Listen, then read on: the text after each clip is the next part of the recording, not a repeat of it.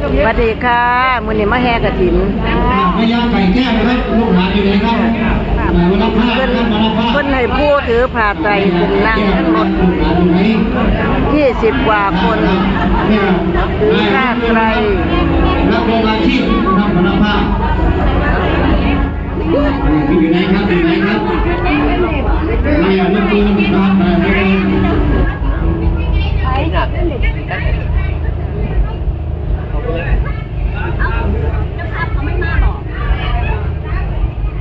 ร้านเรามาไม่ได้หรอไม่มาบอก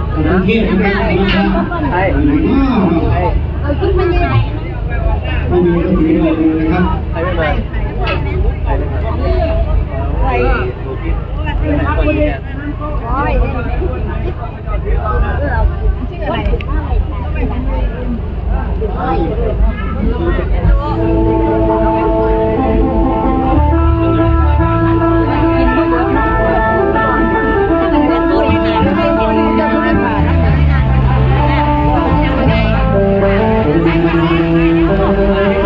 ชื่อว่ามีผ่าผ่าหอยห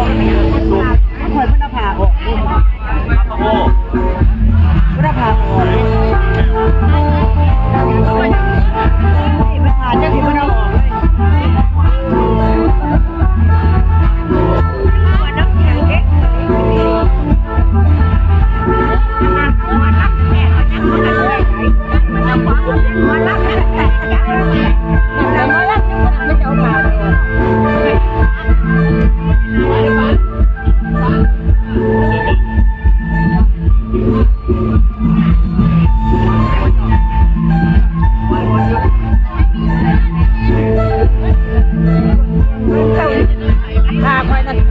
บอกคนนี้ได้บอกคนนี้น่าเอาผ่าไม่ข่อยแน่ผ่าเพิ่นเอาข่อยออกนั่นบอกคนนี้นี่ก็ได้ผ่านี่แม่ผ่าสบายนี่แม่น่ะต้องก็จะเอาข่อยออกนั่นบอกคนนี้นี่ก็ได้บอกคนเดี๋ยวแม่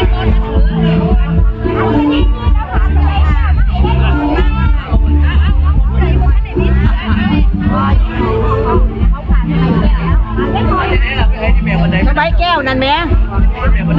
ไม่ได้ยินบ่ล่ะแม่นั่นบ้านคือตุนั่นละก็เจ้าบ่ให้ก็เจ้าเอาข่อยออกก็เอาขาออกก็ใส่บ้านกุพานนั่นแม่บ้านกุพานนั่นแม่นั่ง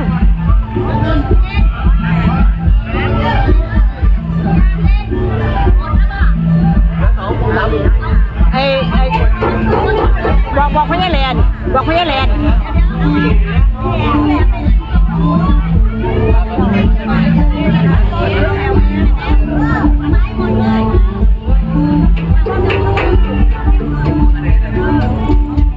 เขาจะว่าอย่างนี้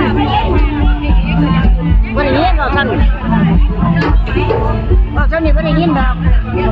เสียงควายปั่นเสียงมันกุบกบมันไม่เหลือเนี่ยมันปลูกอยู่ในที่บ้านข่อย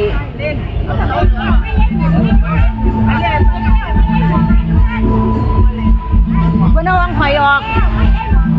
ยุพันนั่นนั่นละ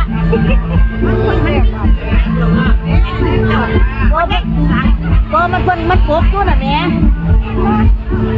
มันปลูกเพื่อนเอาข่อยออกเพราะแม่ขันมีมาโลดแต่แม่บอกเอาเป็นสบายแก้วนั่นแม่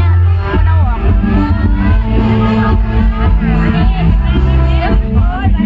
แล้วก็มีแสดงว่าเพิ่นเอาไป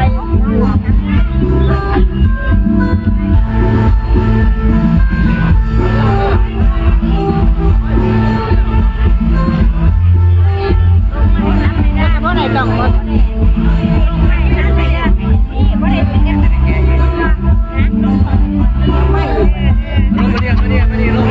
ลมให้เพื่อนว่าแม่น่าเป็นสบายแก้วแบบคนเอาไปแล้วลมนั่นน่ะว่าล่ะก็ต้องเอาเราไปว่าเอาละแม่ว่า